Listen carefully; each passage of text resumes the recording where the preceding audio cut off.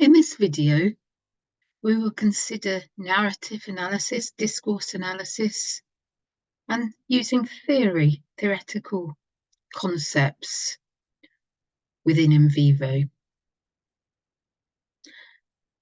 So we're going to take the person as a unit of analysis. And I have here open Sally's interview, one we've looked at in a little detail previously. Now, previously, we made a memo of Sally. And making memos about that interview is going to be a good step to take, because it helps me to understand what is happening in that interview. Now, if I'm conducting a narrative analysis, I'm looking to see what are the narratives there? Are there any repeated narratives in the interview?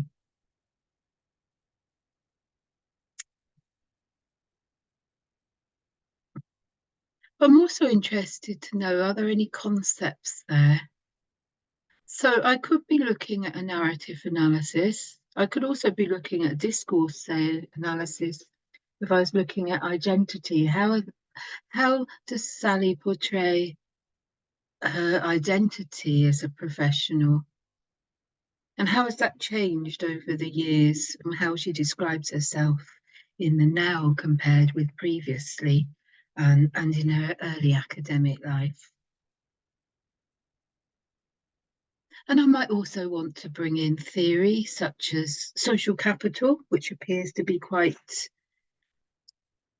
relevant in Sally's interview, and that there are perhaps a few colleagues, but some key colleagues who have been helpful in providing work, so in very practical ways, and helpful when times have been tougher for her.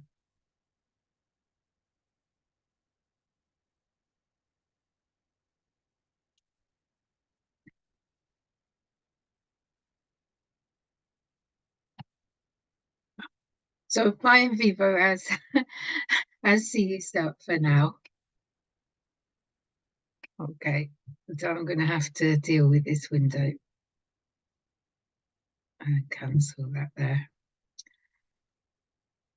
So first of all, I made notes, and it's at the individual level. So if you're doing a narrative analysis, a discourse analysis, you're probably going to work at the individual level, at least first, which is opposite really to the thematic analysis, when we were looking across the data set and not minding who said what.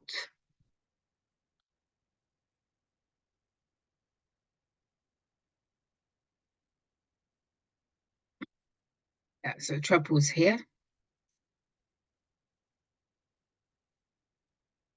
And just to say for the video that while getting these video series together for the evaluation stage, obviously, difficulties like this will be ironed out as we make the amendments in the next stage of the NVivo project.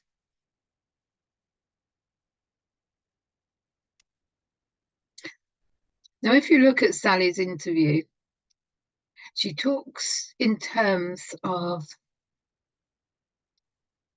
there being a series of what we could say are critical incidents. I might also describe them as troubles, in the sense that Jerome Bruner's talked about troubles in narrative, and troubles as driving that narrative forward, and not necessarily a bad thing. Can also think of them more as critical incidents that move you forward, move a person forward as they negotiate the circumstances. Now, it would matter that I understand that concept, obviously, if I'm going to use it. Certainly I'm not saying that this would be the only approach. And this type of decision, again, would be one that you would take with your supervisor under supervision. It would be important then to read, understand the concept, so you could apply it and see, well, what are the circumstances? What are the examples in the data that could be, say, described as being a trouble? Or if you go down the critical incident road, as being a critical incident in that narrative. So you'd need definitions there and understanding.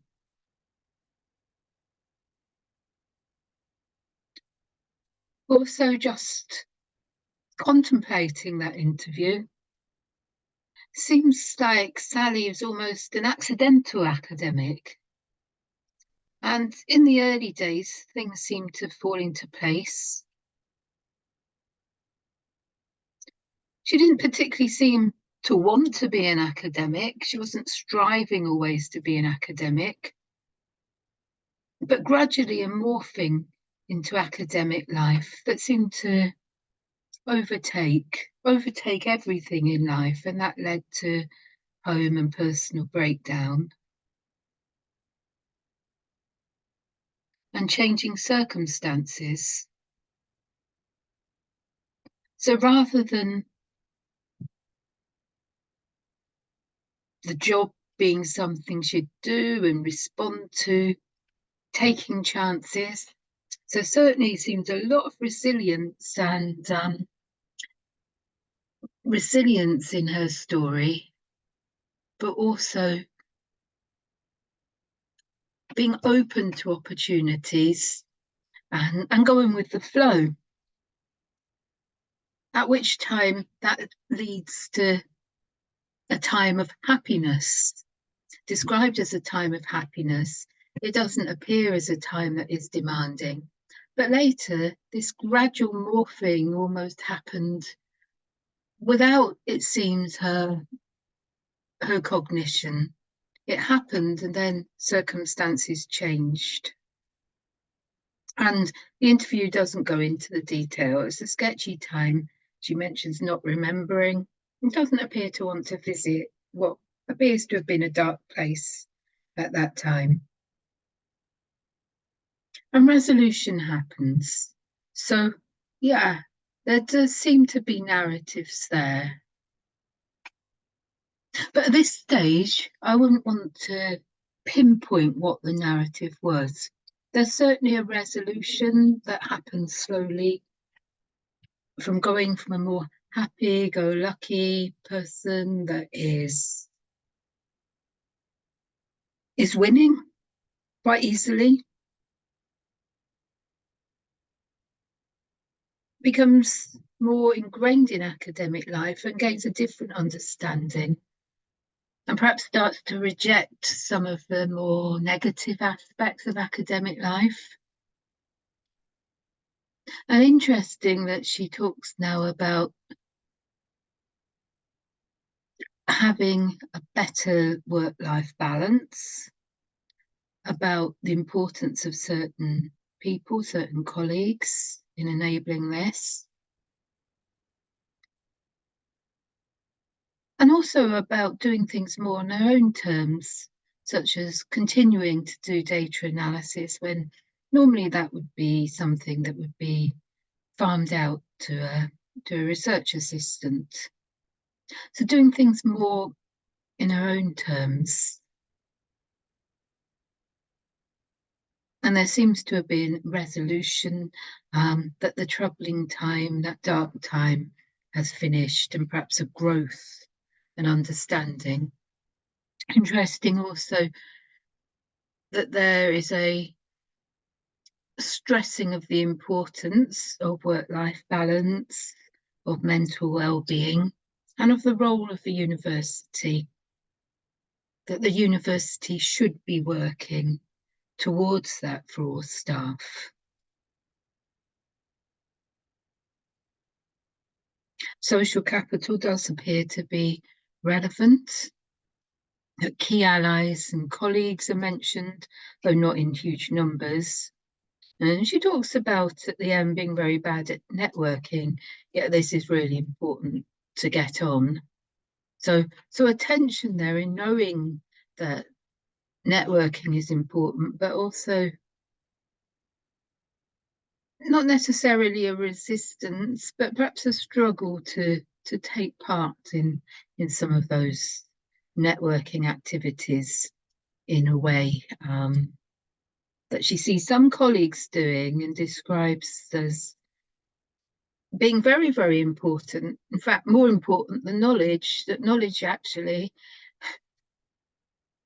can be more sketchy if networking is good. So that leads me to think, yeah, perhaps social capital is important.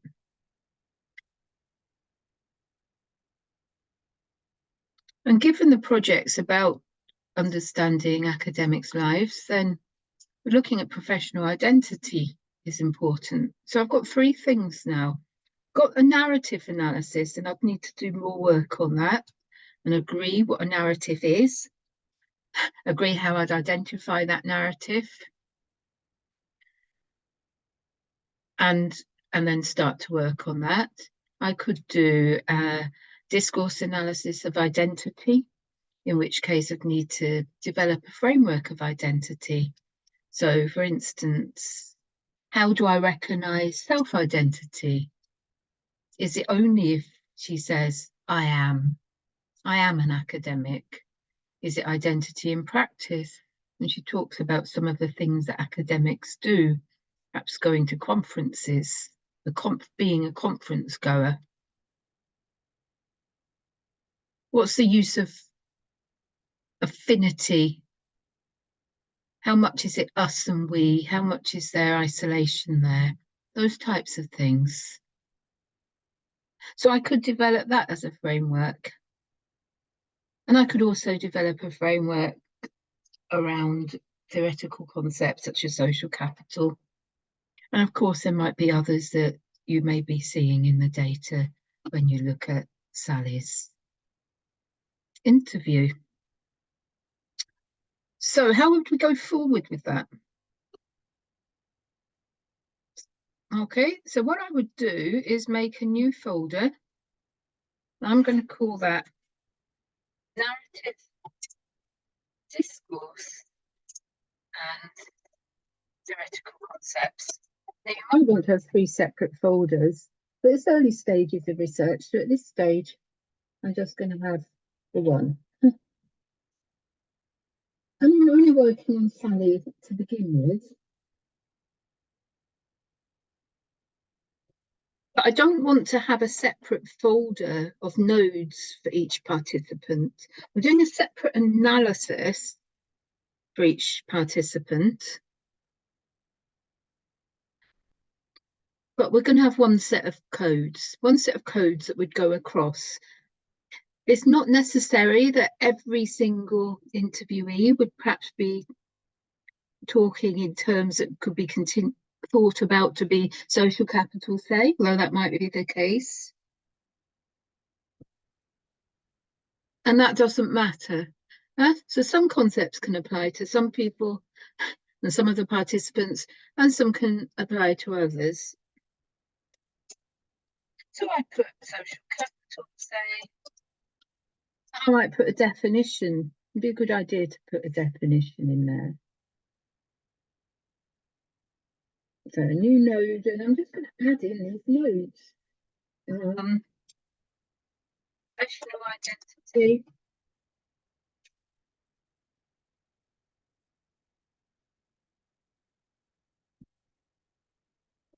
Self-identity. And of course, you might be taking a very different discourse analysis approach, and then you'll be using those terms. So again, NVivo isn't going to do that work for you. You have to have the understanding of the concepts, and you have to be able to see that in the data. So what we might term as being theoretically sensitive. You have to be theoretically sensitive in that you can see and connect with the data and apply those concepts in an appropriate way. So I'm just putting a few in to give an example. This again wouldn't be exhaustive, but things I'd be interested in this early stage. I'm going to put in troubles.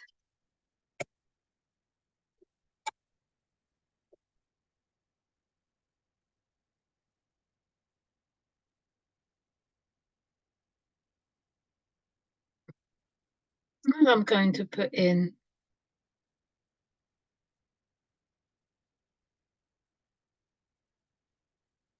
maybe, is that happy? Oh, I did that as a folder. Let's delete that. So things that jump out of me at the interview, and I need to do this with a lot more care. Okay, so I'm just giving some examples here. And perhaps resilience, different concepts that might be useful. So you get the idea. But these are all abstract notions. Whereas when we've coded the interview either manually or using auto-coding, that's very descriptive. So it's using the terms in the text, but they're abstract. So we've moved to a different stage.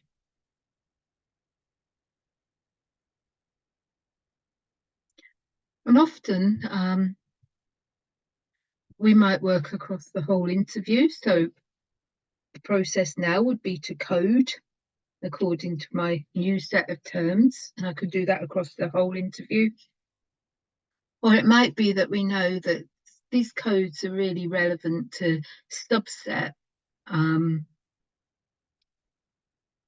We don't need to look at everything in the data, but that would be a decision to take. So we'd go through and code again. So we're basically coding. It's another layer of coding.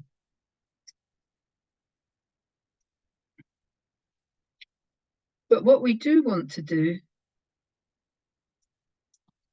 is keep things separate. Yeah? So we've kept this separate by having that new folder. We kept that separate from our auto-coded themes and from our manually coded themes. And in that way, you're able to give an indication of the movement of your thinking.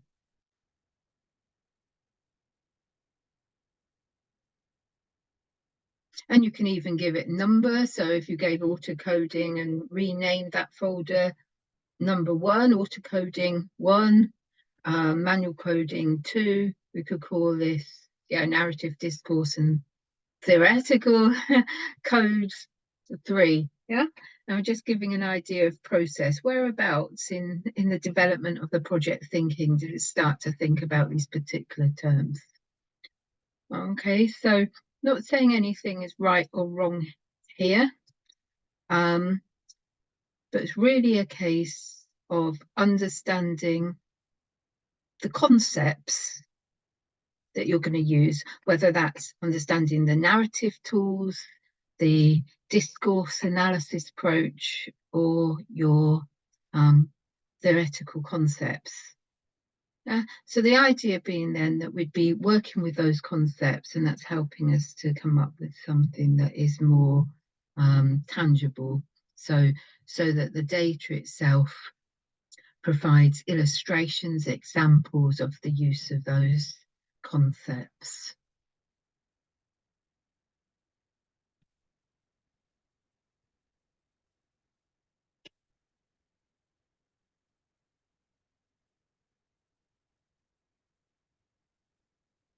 And so if I was doing that coding, I'd be coding by person. And then if I wanted to perhaps look at those codes and see, is there a difference, say, between how does social capital relate to codes around social responsibility, for instance. So whatever relationship you want to look at, I'll be doing that on a interview by interview basis, if I want to be doing that narrative analysis first. So I'll be doing that first before I then start to look at connections across narratives. Whereas the thematic analysis, we go across the whole data set.